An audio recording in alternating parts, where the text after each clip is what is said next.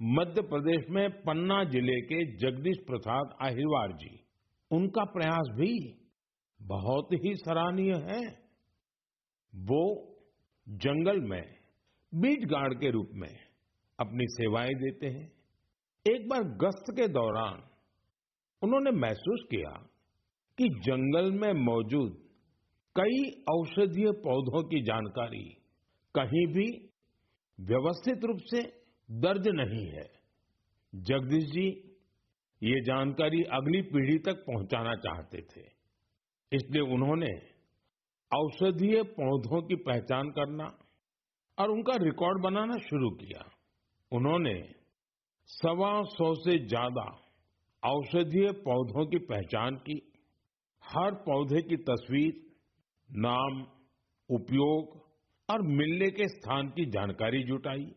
उनकी जुटाई गई जानकारी को वन विभाग ने संकलित किया और किताब के रूप में प्रकाशित भी किया।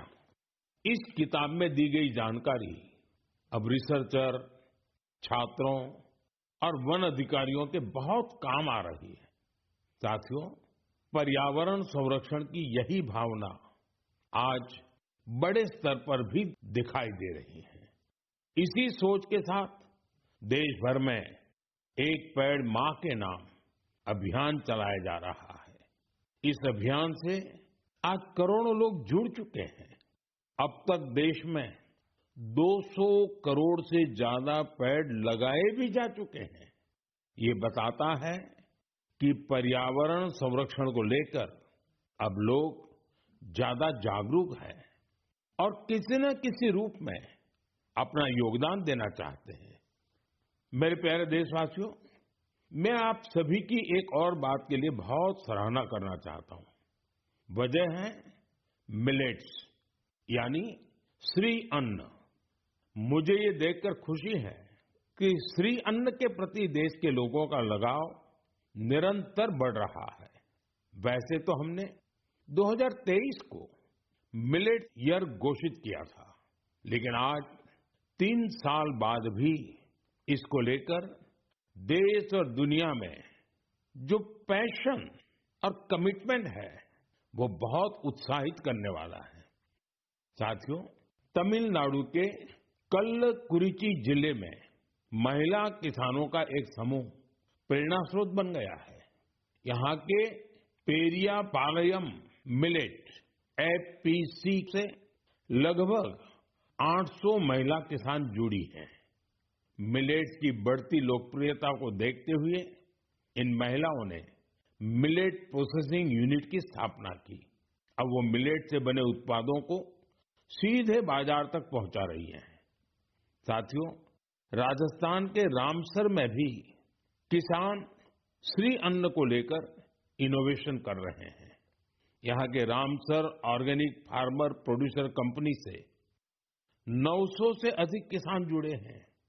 ये किसान मुख्य रूप से बाजरे की खेती करते हैं। यहाँ बाजरे को प्रोसेस करके रेडी टू ईट लड्डू तैयार किया जाता है। इसकी बाजार में बड़ी मांग है।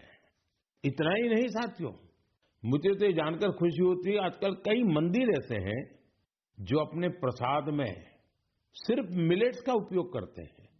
मैं उन मंदिर के सभी व्यवस्थापकों का हृदय से अभिनंदन करता हूं उनकी इस पहल के लिए।